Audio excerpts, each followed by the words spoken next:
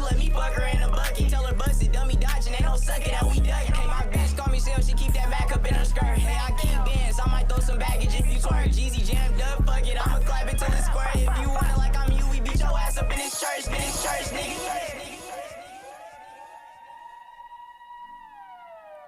Yeah, we back at it. Free Play Radio. That was Maxell Boondocks featuring OFMB, BK, and Win. I'm getting my nigga's name all jumbled up. But before we get back into it, quick shout out to our sponsors, Junk in the Box Hauling. If you need a haul, you know who to call. Make sure y'all follow my guys on Instagram, ASAP. Shout out my guy Dregs1, History of the Bay Podcast. We at the Midway, July 9th. We just added the Almighty Quinn onto the lineup. We got Young Lot, So Vicious, just added to the lineup. We're going crazy. We still adding vendors. Make sure y'all tap in. But we got Merk in the building. Town, baby. Let's get it. Where do you see the brand in a year from now, bro? Growing. I don't even have like an end goal for it. I just want to constantly be growing. Mm-hmm. You know what I'm saying? If it turns into the whole California wear and it turns into I got every high school, you know what I'm saying? Growth is imminent. It's going to happen. For me, like I said, for what the brand represents, I want to partner with OAL teams and things like that, you know what I'm saying? Giving back to sports and just having that collaboration with places. So that's where I see it working in my community. Yeah. Building more collaborations, having Town Baby Foundation fundraisers, all kind of things, you know, throwing my own events. Mm-hmm. Or workshops or something under that Town Baby brand umbrella, but we doing men workshops, we doing young black men adult workshops, young black women workshops, things like that. Just ways to give back to the community. So just being in partnership, that's really the goal. The clothes will happen, but the brand itself, I want to expand even more in a year. I really feel like. Okay, for sure. As far as where to purchase, how do the people purchase your clothes? You can hit me up directly through DM on social media, Young Merk 55 on Instagram, or you can follow the Town Baby brand on Instagram, or you can go to townbabybrand.com to purchase the clothes. Okay. You got any business advice for, anybody that's listening that is thinking of starting their clothing brand? And what was the first thing you did? My business advice is my motto for 2023. It's a line from Pussy. He said, "You never will if you always fin to."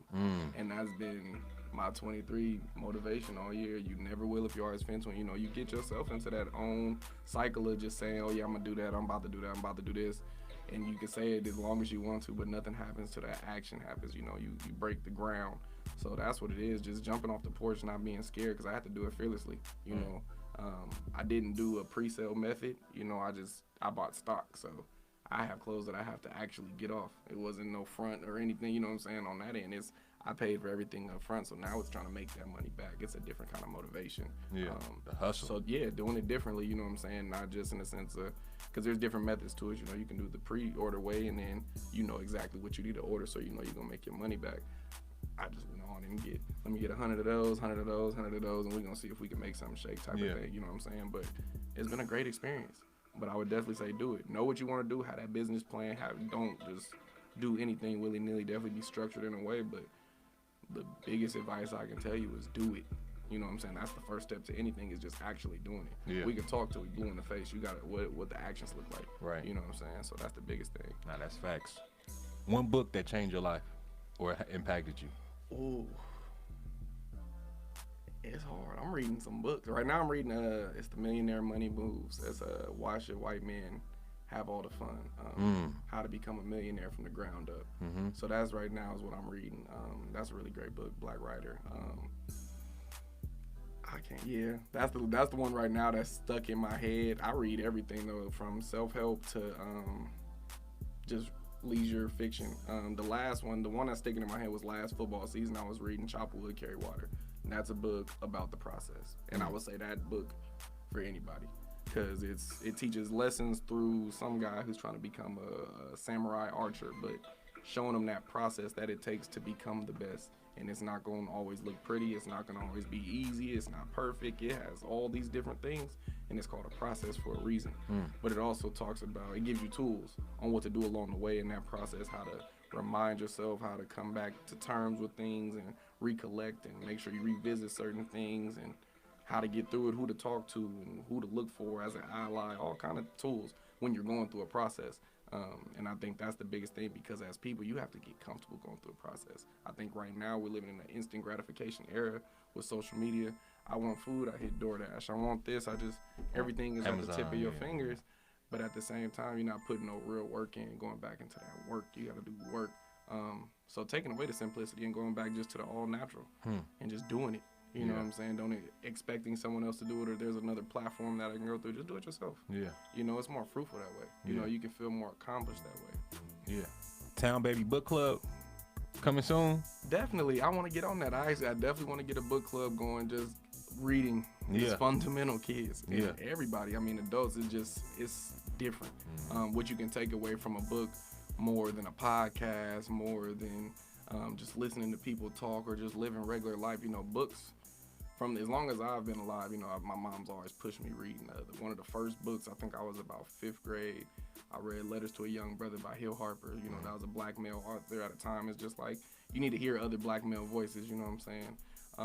And it was a really big book for me. It gave me inspiration and things I never was even thinking about. And then I read the book before I even saw him as an actor. So then I started seeing him on CSI New York and stuff. Like, oh, that's the guy that wrote that book I like.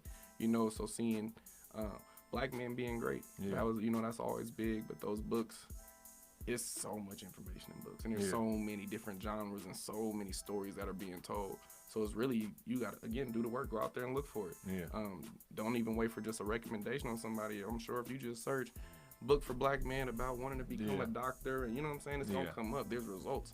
There are things out there. So get that library card. Go get some books. Man. But yeah, no, we're going to get a book club going. I like that idea, definitely. Come on, man. Pouring into each other and just, again, bringing that community back. You got to bring everything back to community. Bringing everybody together, sharing ideas. And then by that, how can we push the culture forward? Yeah, because it's like way. If we get out and, you know, we go to the jazzy nights and we had to spread the wealth, and we was doing the Wing Wednesday and all that. Why we can't do a book club? Oh, for sure. You know, like getting together Sundays, Thursday, whatever it is, whatever works and available, or even if it's just a set schedule and you make it or you don't.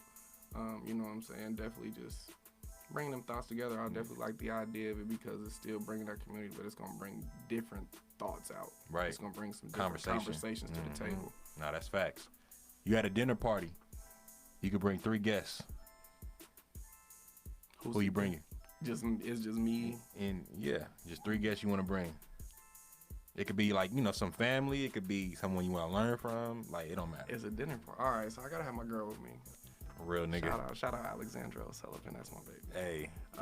Could have left you out, but he a real one. No, yeah, he a real one. She gotta be there. If I'm getting game, she getting game. Come on now. I want Huey P. Newton to come to dinner with me. I'm sorry, that's my all-time go-to. Who would you have dinner with, dead or alive? Fire.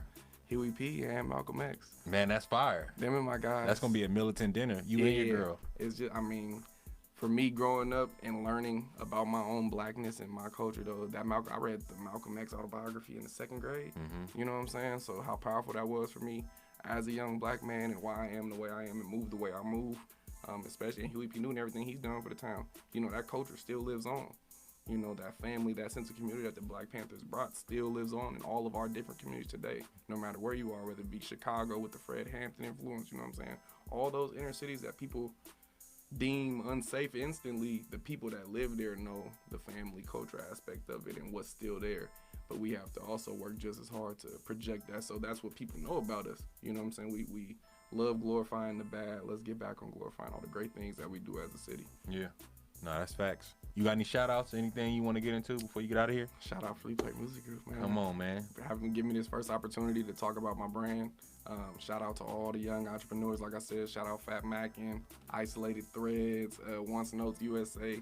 Go check out those brands, black-owned brands in the Bay Area for sure. But appreciate the opportunity, bro. No, definitely, bro. And I just, you know, I appreciate you coming up here, you know, and giving your spiel, you know, and I wish you much success. You feel me? Appreciate the, you know. I appreciate the support. Come on now. Like, you know, I wasn't going to. I wasn't gonna put it out there, Yeah. but you know, appreciate you coming with quality. Yeah, no, most definitely. Real talk, bro, because you know you could easily just be on some capitalist shit and like, you know, I don't care how y'all like the product, like you say. So I appreciate people that take this shit serious. Most definitely. Definitely, bro. But we got another record we're gonna get into. You know we got to get out of here on some Pussy. Cold Feet featuring Nook and Les. Bring my guy, man. The boys.